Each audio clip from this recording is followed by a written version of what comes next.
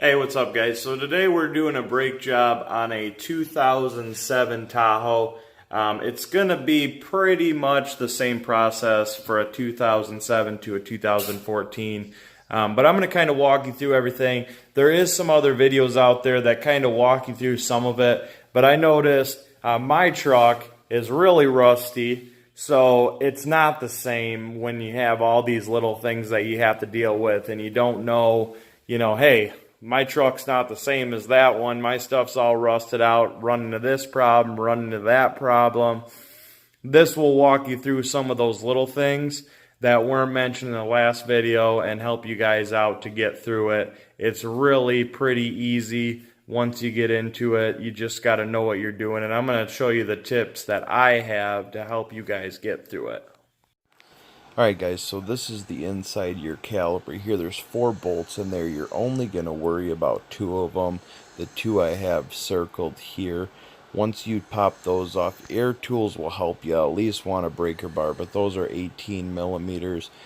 Once you get those off, you're going to pry off the top side of that caliper, stick a flathead in there and pry it off, or a pry bar.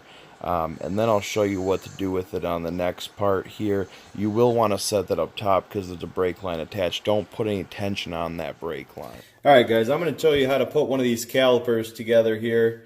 I already lubed them up. That's one thing you're definitely going to want to do if you're using the same calipers you already had. These will slide right out.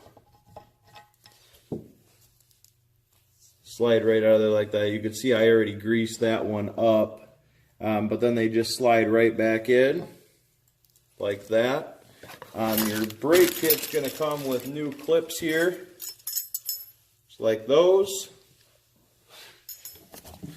Going to lube those up so you don't get any whining when your brakes are moving.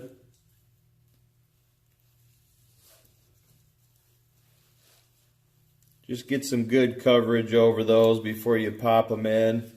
I just pretty much put it all over them. Doesn't hurt anything. And then those are going to pop right in there.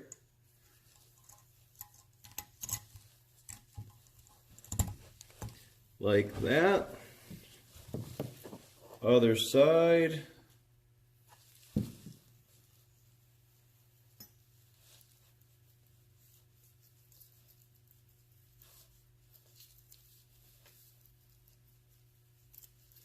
Get it all covered up. So here's one of those pins lubricated. There's 4 of them in there. You're going to want to do all 4. Got our pads here. Now you got one curved pad like that. That's going to go on this side where it's curved. And then you got one straight pad, and that's going to go on the straight side. So we're just going to pop those in. They can be kind of a pain in the butt to get in. And that one went in like butter. So there you go. Then you have your caliper reassembled here. And I'll bring you guys over here and show you that going on. This is the top side of it here. I've already compressed these back. You can use an old brake pad and a C-clamp and push those back. The boot on this one's out a little bit, but that's alright. I'll just be careful when I put that back on. But once I get this put back together, before I bolt it all in, I'll show you what it looks like. Couple of quick things here too, guys. Make sure your brake kit has lubricant for those rods and the calipers if you're not replacing the calipers. If they don't, these are like $1.50. I got this stuff. I do have the big tube here. I use that for lubricating all the hardware on the caliper, but just for the rods I like to get something better, especially since I use ceramic pads. I got the Ceramic Glide lube. And then another thing I forgot to mention for pushing those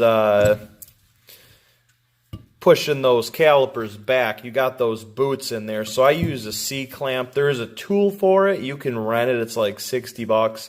or you can just get a C-clamp that you can keep for $5. And I use the old pad that was on there, and you just butt this up to it. Make sure you're pushing in both at the same time, hook that on there, and then just slowly push it, just like this, till they're all the way pushed back. And you want those to be flush, just like you saw in the previous video.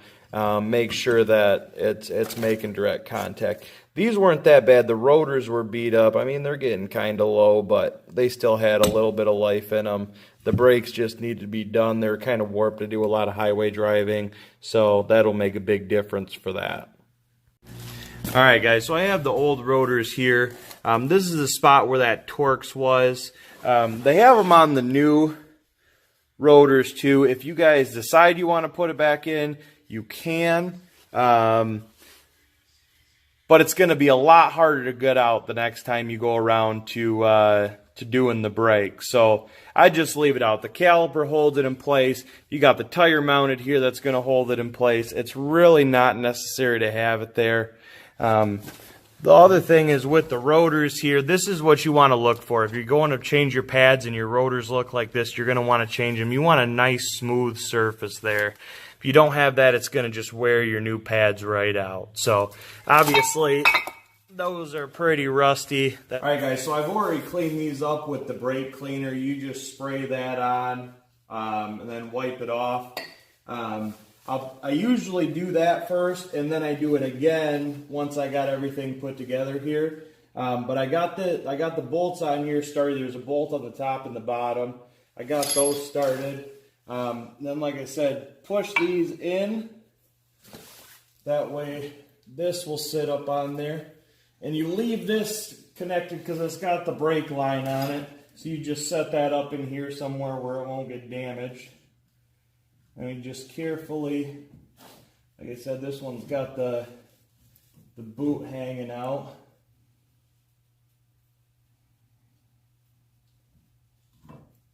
Just pop those over that.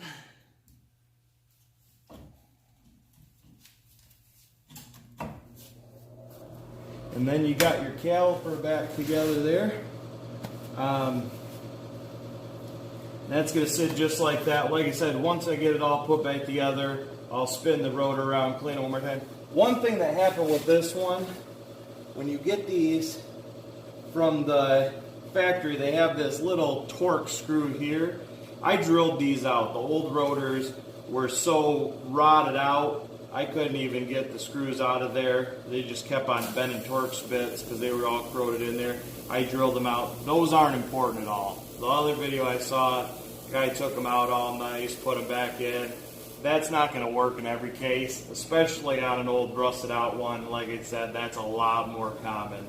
So, got to get my other bolts for the back side. Like I said, there's 2 mounting bolts here, and then you got your 2 bolts here that'll go in.